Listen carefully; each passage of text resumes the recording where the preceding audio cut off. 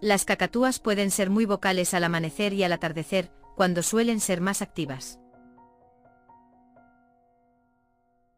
En estado salvaje, las cacatúas a menudo enfrentan la competencia por sitios de anidación, especialmente de otras aves de tamaño similar.